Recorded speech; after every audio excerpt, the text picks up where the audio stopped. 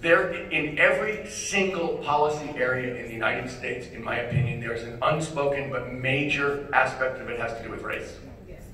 There, in every single one. You know, I was just saying to you, I was saying to Michael, that basically, I'm a climate person and I start in black and brown communities because I know that's where they're poisoning people. And that's on purpose. That's not a fluke. And not in economics. I look at every single economic issue. Housing, okay. Redlining. They literally had rules in banks. You can't lend in black communities or brown communities. That's decades of discrimination against whole communities. Education. You can't look at education without talking about race and ethnicity. You know, there's virtually no criminal justice. Excuse me? You can't talk about criminal justice from beginning to end without talking about race. That's right. So just so you guys know, 2 quick points. I'm for reparations. And I would start a formal commission on race to retell the history of the African American community over the last 400 plus years. Because out of narrative comes policy. You want to be unjust to someone, tell a lie about it. You want to be unjust to Latinos, tell people they're rapists and murderers. You can justify anything. You can justify torturing their kids after that.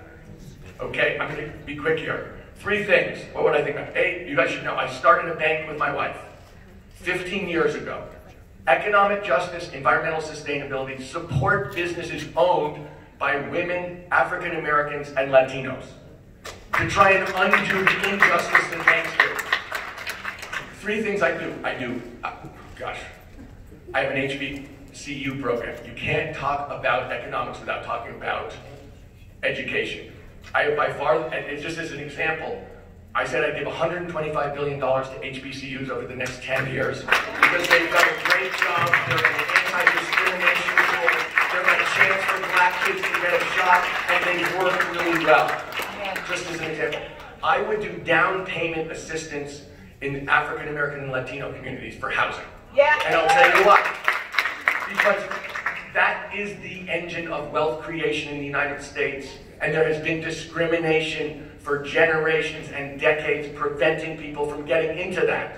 And there has to be repair. That's the second thing I would do. Oh my gosh, what would I do? I'm a little worried here. Okay, I'll say one other thing that absolutely has to do with this. I have worked in California on criminal justice because you can't separate criminal justice and economics, just to be clear. I would have a completely different way of doing policing for starters, but I've specifically worked to end cash bail. We don't have cash bail in California. I've specifically worked to end what's called automatic sentence enhancements, which is if you've been convicted before, if you get convicted again, you automatically get a longer sentence. Why is that right? It's the whole mandatory sentencing, you know, no discrimination for the judges, just trying to punish people. So we've worked to get that. We've worked to get rid of the end of private prisons ever being hired in California, and we've gotten rid of it. But also, you know, if you're talking about economics, it's important to understand that when people come out, they should have had a chance to actually rehabilitate and prepare themselves for when they come out, and then there should be no discrimination against them. They paid their debt to society. Why can they not live in public housing? Why do, you know, and we have a whole bunch of ways of changing it so you can get employment and won't be discriminated against. That's it. Giving me time. Thank you very much, Tom. Your last and final question is going to be from Sister Rosetta Love. Good morning, Tom. My name is Rosetta Love, and I was born and raised in Las Vegas. I've been an in-home caregiver for 9 years, and my question is, the people who are providing essential care to allow parents, grandparents, and loved ones with disabilities to live with dignity and independence at home are 90% women. More than half are my color. And 3 in 10 are immigrants. Low wages, lack of benefits, and inadequate training are contributing to a significant shortage of home care workers, with turnover rates as high as 60%. At a time when there is an increasing demand for skilled home care workers to care for a rapid aging America.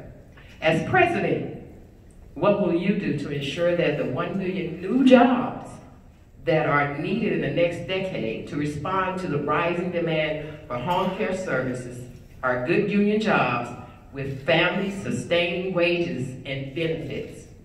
So that is a great question. And I want to thank you for doing your work over the last 9 years.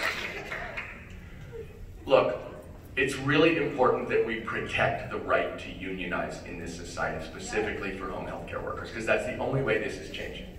Then it's really important that the money be available at the federal level to pay people, because that's where the money is going to come from the feds to the states to the people. I think the other thing that's really important is to protect the right to deduct dues. You know, if unions are going to be strong, you have to, and what is that going to look like?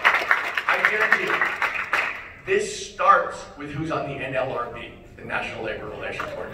These have to be union-strong people. It also depends on who you appoint as judges. Look, there has been a 40-year war on labor, and it's worked. And we have to turn that around. And we can't be, you know, I believe in being honest about things. This is something where we have to change this. We have to start with the people who go in. And then we have to be relentless.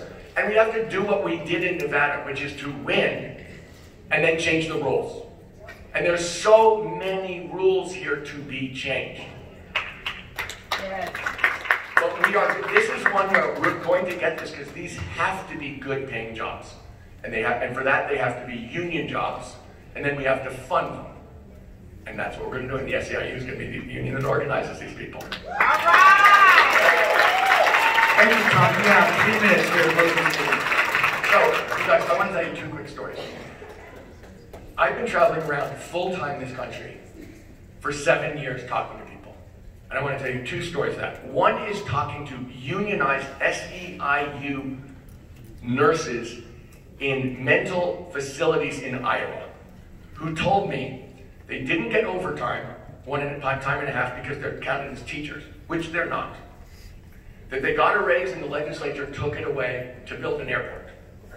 That they get beat up at work by their patients and fired if they don't get back to work fast enough when they're hurt.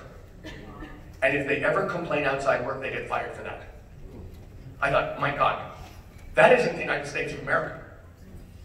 But I also met with the unionized workers in the biggest public hospital in Las Vegas, Nevada, when I was organizing in I can't remember if it was 2018 or 2017. We're having lunch, and I said, hey, you guys, do you like your jobs? And they go, we love our jobs. And I said, is that because you have a strong union with good wages and benefits? And they said, hell no, we save lives. We save lives. So I'm thinking, like, these people are doing hard jobs. And they're taking huge pride in it, for every reason that any human being would admire. And I said, who sticks up for you guys? They said, nobody. I said, come on, who fights for you guys? And they said, no one.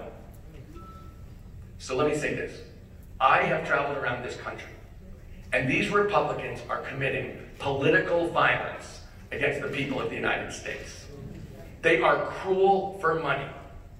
They are cruel to young kids in terms of their education. They're cruel to working people in terms of denying them a living wage and safe working conditions. They're cruel to seniors. They're cruel on health care. They're cruel for money. And this is not complicated. There is nothing complicated about that story of those predominantly women nurses in Iowa getting beat up and getting fired for getting beat up. And so I want to say this. I am not, I see no reason we should put up with this 1 second longer. And I don't intend to. I don't think that this is complicated. This is a very simple thing. They have been beating our heads in for 40 years. That's actually what's been happening, starting with Ronald Reagan and breaking the air traffic controllers union. And it is time we turn this around and get a lot tougher. And the way we're going to do it is the way we've done it in Nevada, which is grassroots, which is what I am, a grassroots person. And we're not going to say we're just like Republicans, except a little bit nicer, so vote for us. We're completely different from Republicans. We need people to turn out because this is over. And that's what I'm saying to you. We need this to be over. All of the things we want, affordable health care, quality public education, clean air and water, a living wage, we can get all that, but we have to break these corporations. I've been doing it for 10 years. I have never lost.